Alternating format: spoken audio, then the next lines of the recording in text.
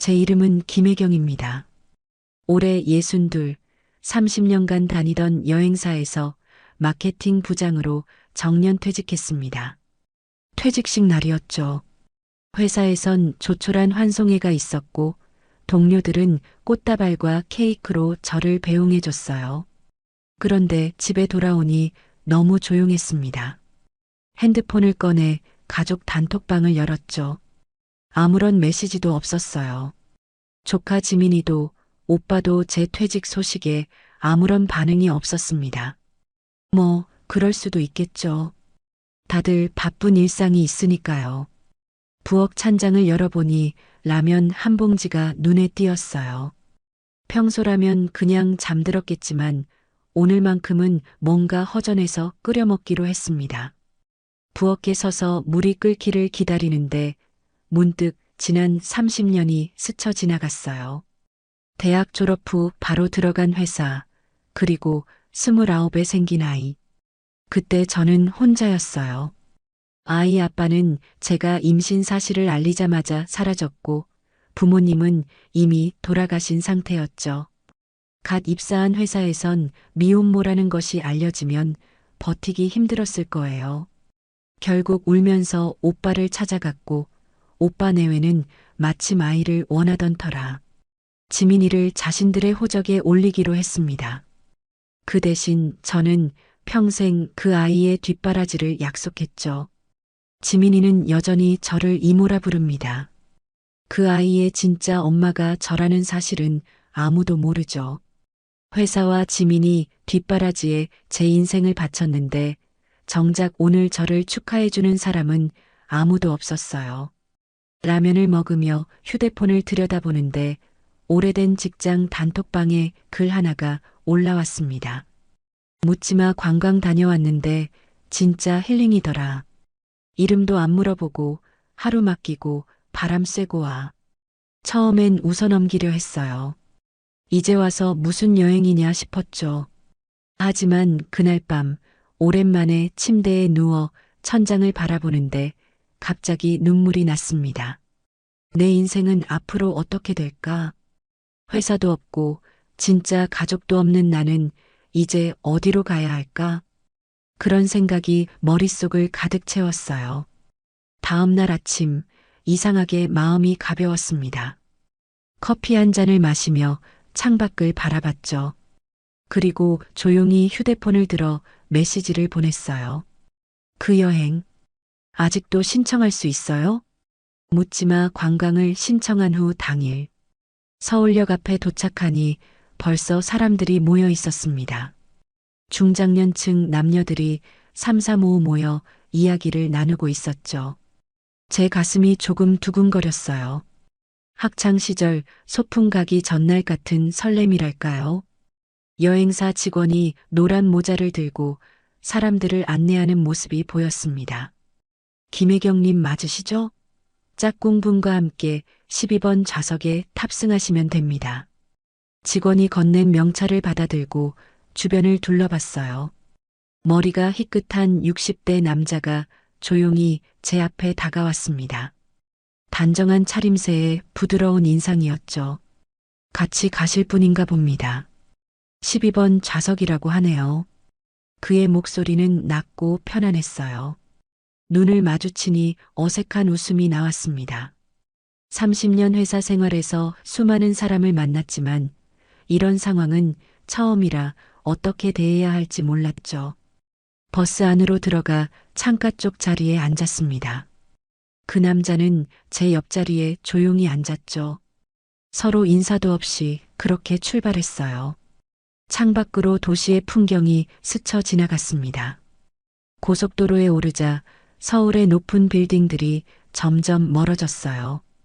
1시간쯤 지났을까 옆자리 남자가 조심스레 말을 건넸습니다. 이런 여행은 처음이네요. 왜 묻지마 관광이라고 했는지 이제 알겠어요. 그 말에 저도 모르게 웃음이 나왔습니다. 저도 처음이에요. 이름도 모르고 같이 여행한다니 좀 특이하죠. 아, 저는 정명준입니다. 이름 정도는 알아도 될 것 같아서요. 명준 씨의 솔직한 모습에 마음이 조금씩 열리는 것 같았어요.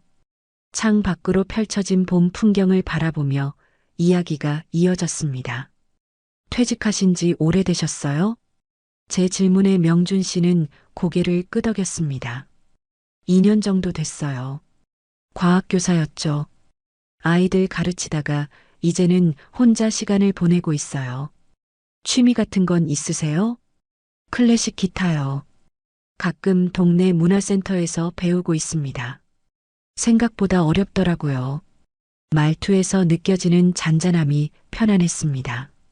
버스가 휴게소에 들어서자 잠시 내려 각자 간식거리를 샀어요.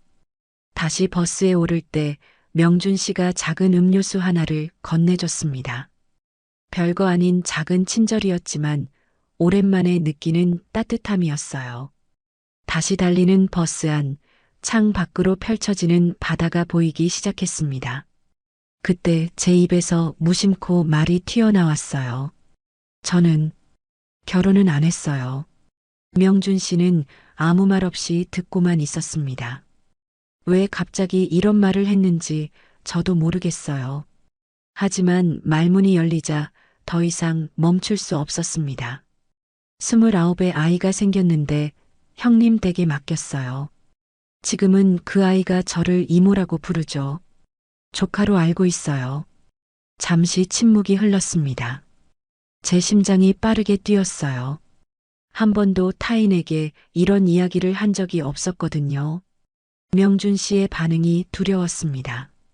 숨을 깊게 들이마시고 나지막이 말했어요. 그 애는 내 딸이에요. 명준 씨는 천천히 고개를 끄덕였습니다. 제가 예상했던 것과는 다른 반응이었어요. 놀람도 판단도 없었죠. 그냥 있는 그대로 저를 받아들이는 듯 했습니다. 이름 말고 진짜 사연을 묻는 여행이네요. 그 말에 제 안에 있던 무거운 돌덩이 하나가 사라지는 느낌이었어요. 오랜만에 편안한 웃음이 절로 나왔습니다.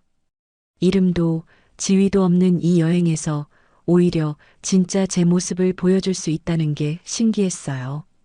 여행 일정 중 가장 기대했던 해변 산책 시간이 왔습니다. 바다를 마주한 순간 가슴이 탁 트이는 느낌이었어요.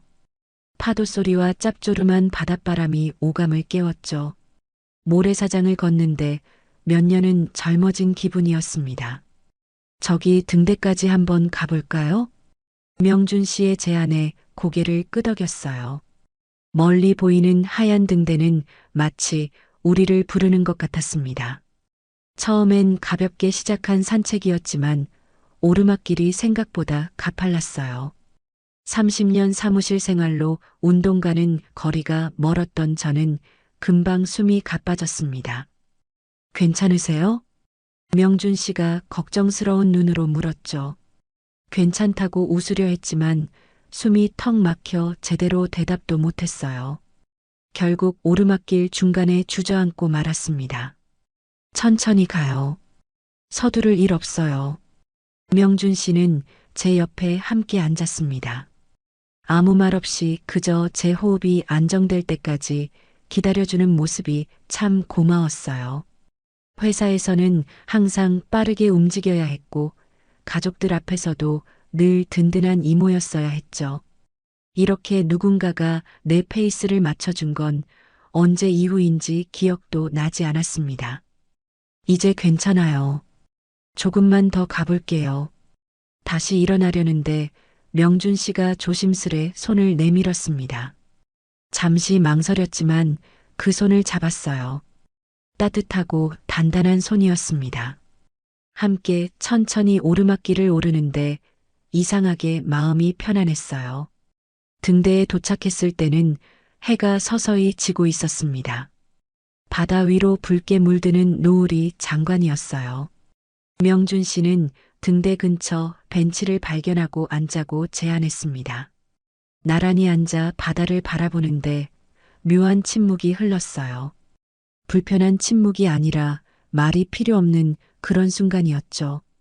아름답네요. 제 말에 명준 씨는 고개를 끄덕였습니다.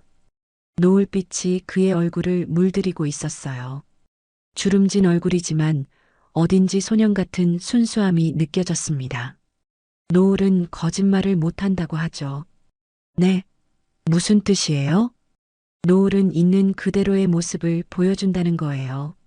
아름다울 땐 아름답다고, 슬플 땐 슬프다고, 사람들처럼 감정을 숨기지 않죠. 그 말이 가슴에 와닿았습니다. 저는 평생 감정을 숨기며 살았던 것 같아요. 딸을 낳았지만 엄마라고 말하지 못했고, 외로워도 괜찮다고 웃었죠. 하지만 지금 이 순간만큼은 거짓말하고 싶지 않았습니다. 같이 이런 거 볼 사람이 있다는 게 행복이네요. 제 진심 어린 고백에 명준 씨는 잠시 저를 바라봤어요. 그리고 조용히 제 손을 잡았습니다. 놀랍게도 거부감이 전혀 없었어요.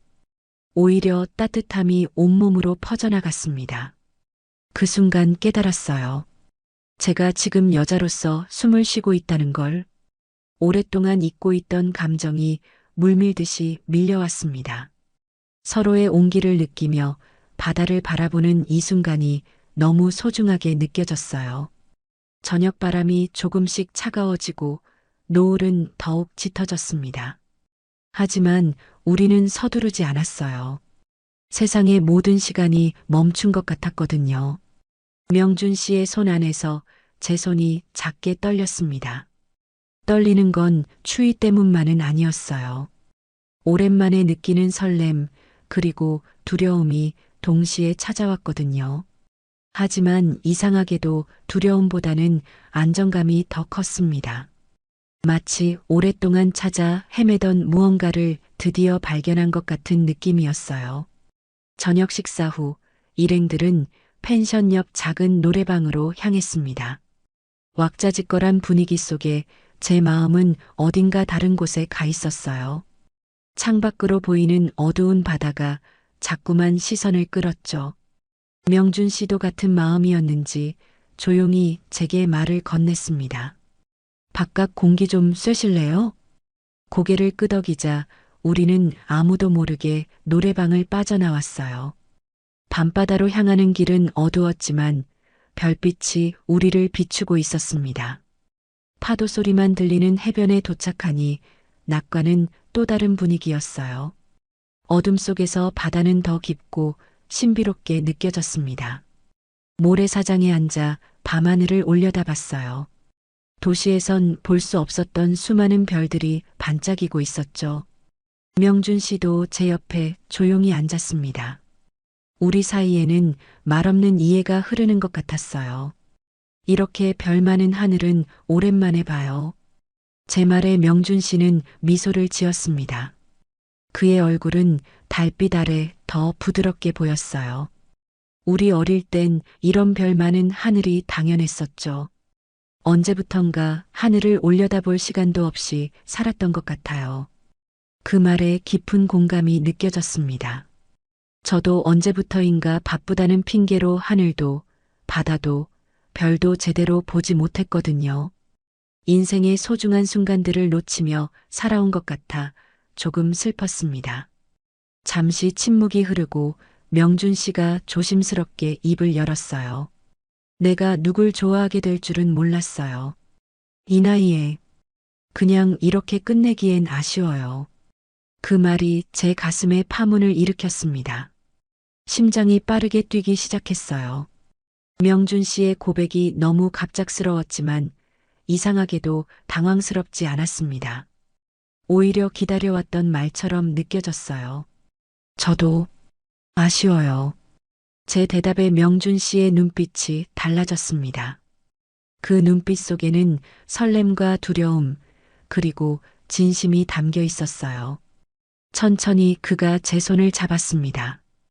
그 온기가 전해질 때마다 오랫동안 얼어있던 제 마음이 조금씩 녹아내리는 느낌이었어요. 돌아가면 연락해도 될까요? 제 질문에 명준 씨는 고개를 끄덕였습니다. 말보다 더 확실한 그의 눈빛이 모든 것을 말해주고 있었어요. 바람이 조금 불자 저도 모르게 몸을 떨었습니다. 그러자 명준 씨가 자연스럽게 제 어깨를 감쌌어요. 그 순간에 따뜻함이 전해지며 무언가 결정적인 변화가 일어나고 있음을 느꼈습니다. 펜션으로 돌아가는 길, 우리의 발걸음은 평소보다 느렸어요. 서두를 이유가 없었거든요. 복도에서 각자의 방 앞에 서자 묘한 긴장감이 감돌았습니다. 명준 씨가 제 앞에 서서 말했어요. 들어가서 얘기 좀 더 할까요? 그 말에 제 심장이 쿵 내려앉는 느낌이었습니다. 잠시 고민했지만 곧 고개를 끄덕였어요. 방 안으로 들어서는 순간 이상하게도 평온함이 찾아왔습니다. 두려움보다는 설렘이, 불안보다는 기대감이 더 컸어요. 조심스럽게 다가오는 그의 손길. 처음엔 어색했지만 이내 자연스러워졌습니다. 오랜만에 여자로서의 감각이 깨어났어요. 서로를 향한 마음이 말이 아닌 손길로, 눈빛으로 전해졌습니다. 그 모든 순간이 소중하고 특별하게 느껴졌어요. 밤이 깊어갈수록 우리는 더 많은 이야기를 나눴습니다. 그리고 마침내 서로의 이름을 말했어요. 김혜경입니다. 정명준입니다. 만나서 반가웠습니다. 혜경 씨. 이름을 부르는 순간 묻지마 관광의 규칙은 깨졌지만 우리 사이에는 새로운 규칙이 만들어진 것 같았습니다. 이름을 알게 된 순간 이 인연이 단순한 여행에서 끝나지 않을 거란 확신이 들었어요. 여행에서 돌아온 후 일상은 크게 달라진 것 없이 흘러갔습니다. 하지만 제 마음속엔 분명 무언가 변화가 있었어요. 명준 씨와는 가끔 메시지를 주고받았죠. 서로 바빠서 만나지는 못했지만 작은 메시지 하나에도 설레는 제 모습이 어색하기도 했습니다.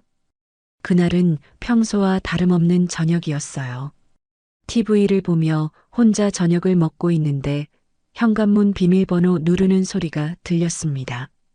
문이 열리고 지민이가 들어왔어요. 평소라면 이모 나왔어 하며 밝게 인사하는 아이였는데 이날은 달랐습니다. 얼굴은 붉게 상기되어 있었고 눈가는 붓고 빨갛게 변해 있었어요. 지민아, 무슨 일 있니? 제 물음에 지민이는 가방을 던지듯 내려놓고 소파에 털썩 주저앉았습니다. 그리고는 참았던 눈물을 터뜨렸어요. 이모, 담임 선생님이 나 발표하다가 사람들 앞에서 조롱했어.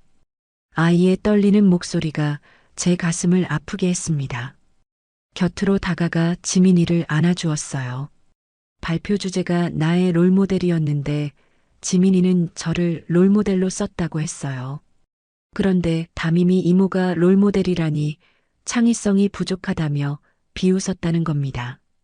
창의성이 부족하다고 했다는 게 아니라 이모가 롤모델이면 어떤 점이 존경스러운지 구체적으로 써야지. 이런 건 가족 편지지 내용이다라고 했대. 그리고 다른 애들이 다 웃었어. 지민이의 떨리는 목소리를 듣는데 제 속에서 분노가 끓어올랐습니다. 아이가 자신의 롤모델로 저를 뽑았다는 사실에 감동도 컸지만 그보다 아이가 상처받은 게 견딜 수 없었어요. 지민이는 제게 정말 소중한 존재였으니까요.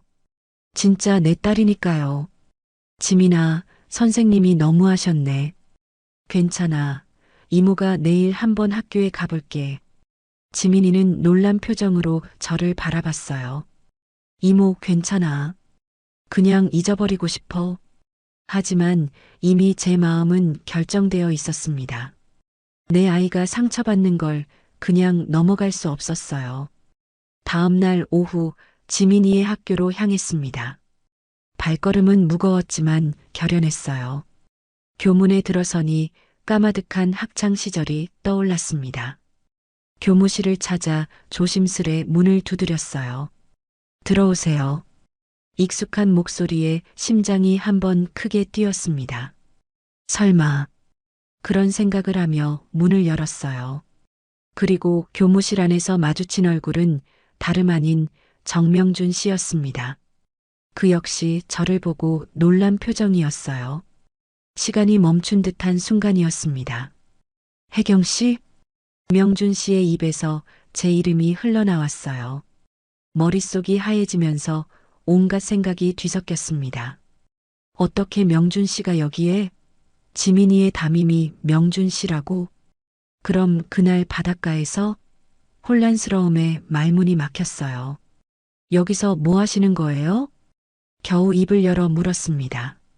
명준 씨는 잠시 당황한 듯 하다가 이내 침착하게 설명했어요. 아, 선생님이 아니라 제 조카 담임의 삼촌입니다. 잠시 보호자 데리러 왔어요. 혜경 씨는 그제서야 상황이 이해됐습니다. 지민이의 담임은 명준 씨가 아니라 그의 조카였던 거예요. 하지만 그럼에도 이런 우연이라니. 생각지도 못한 재회에 마음이 복잡했습니다. 기쁨과 당혹감, 그리고 약간의 불안감까지. 어떤 감정을 먼저 꺼내야 할지 몰랐어요. 제 조카 때문에 왔어요. 어제 발표 시간에 있었던 일로.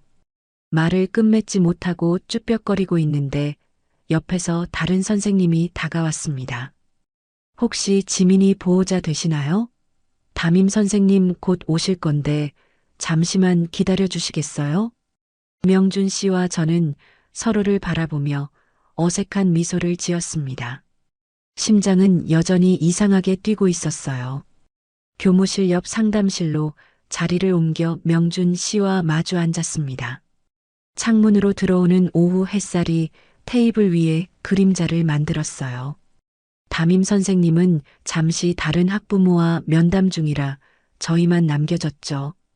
어색한 침묵이 흘렀습니다. 생각지도 못한 곳에서 만나게 될 줄은 몰랐네요. 명준 씨가 먼저 입을 열었어요.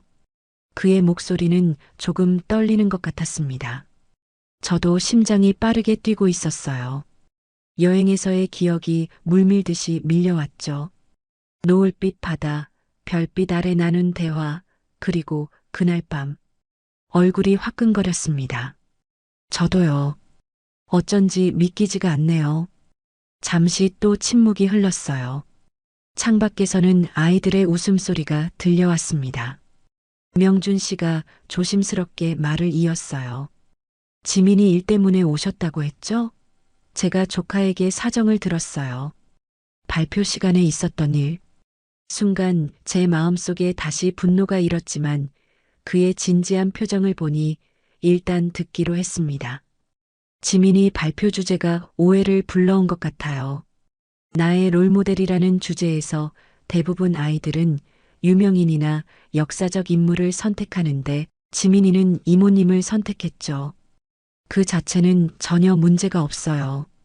오히려 아름다운 일이죠. 명준 씨의 말에 제 마음이 조금 누그러졌습니다. 지민이가 저를 롤모델로 선택했다는 사실이 다시 한번 가슴을 따뜻하게 했어요.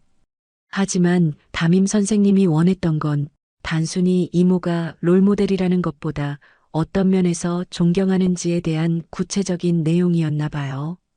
선생님이 감정적으로 대응한 것 같아 유감이지만 아이들을 조롱하려는 고의는 아니었을 거예요. 명준 씨는 차분하게 상황을 설명했습니다. 그의 말을 들으며 머릿속이 복잡해졌어요.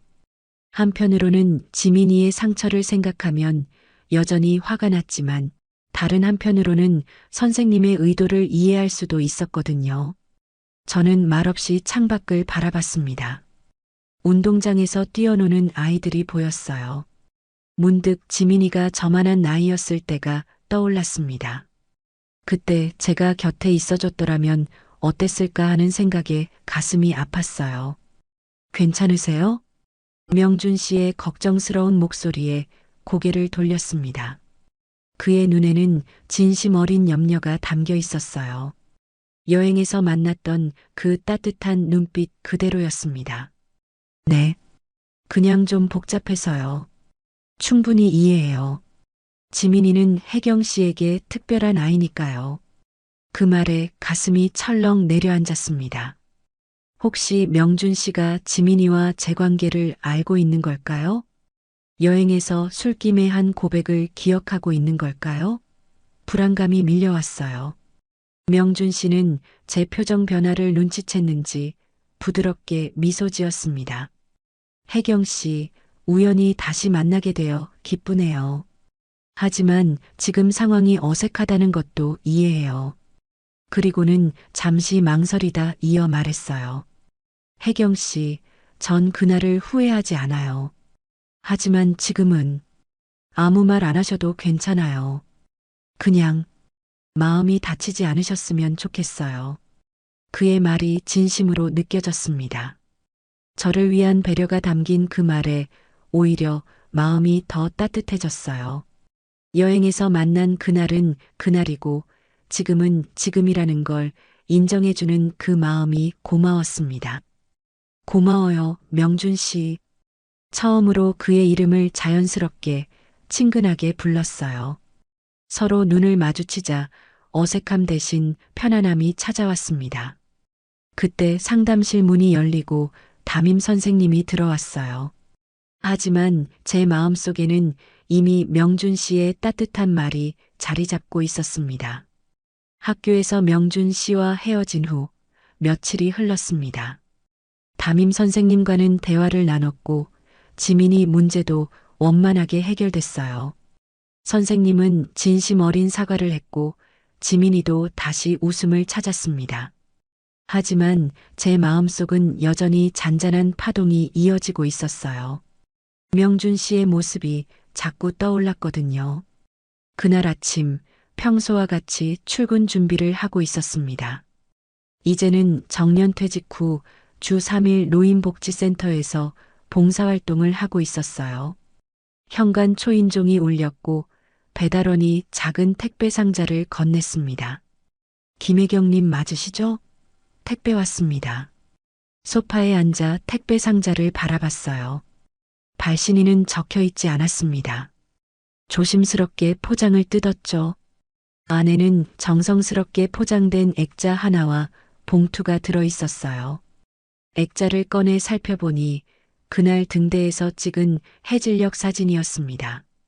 놀라움에 숨이 멈췄어요.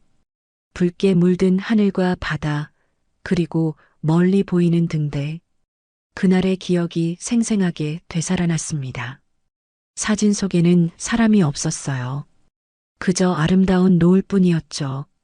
하지만 그 풍경 속에는 우리의 추억이 담겨 있었습니다. 봉투를 열어 안에 편지를 꺼냈어요. 단정한 필체로 쓰인 짧은 글귀였습니다. 그날 해변에서 혼자 찍은 사진이에요. 그 하루만큼은 잊지 못할 겁니다. 당신의 사연을 들을 수 있어서 제가 더 감사했어요. 마이너스 명준 올림. 편지를 읽는 동안 눈시울이 뜨거워졌습니다. 왜 갑자기 눈물이 나는지 저도 몰랐어요. 아마도 오랫동안 누군가에게 진심으로 다가간 적이 없었기 때문일까요? 아니면 저의 비밀을 처음으로 누군가와 나눈 후의 해방감 때문일까요? 사진과 편지를 소중히 들고 창가로 다가갔어요. 아침 햇살이 창문을 통해 들어오며 방을 따뜻하게 비추고 있었습니다. 문득 거울에 비친 제 모습이 눈에 들어왔어요. 오늘따라 얼굴이 더 밝아 보였습니다. 눈가의 주름도 희끗한 머리카락도 예전보다 더 자연스럽게 느껴졌어요. 커피를 한 잔 내려 테이블에 앉았습니다. 사진을 바라보며 그날의 기억을 하나하나 되새겼어요. 명준 씨의 따뜻한 손길, 편안한 대화, 그리고 그날 밤 모든 순간이 선명하게 떠올랐습니다. 지갑을 꺼내 사진을 넣으려다 문득 멈췄어요. 지갑 안에는 지민이의 어린 시절 사진이 있었습니다. 조카로 알고 있는 지민이지만 사실은 제 딸이죠. 두 사진을 나란히 놓고 바라봤어요. 지민이는 여전히 제게 이모라고 부르고 저는 그 아이에게 이모로 살고 있습니다. 하지만 그날 명준 씨 앞에서 털어놓은 비밀을 통해 저는 잠시나마 엄마로 존재할 수 있었어요. 그리고 그날 밤 오랜만에 여자로서의 시간도 보냈죠. 사진을 조심스럽게 지갑에 넣었습니다. 이제 출근할 시간이었어요. 평소와 다름없이 현관문을 열고 나갔지만 제 발걸음은 한결 가벼워진 것 같았습니다.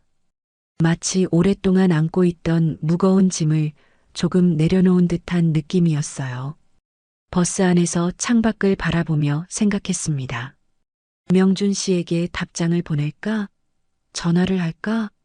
아니면 그냥 이대로 두는 게 좋을까?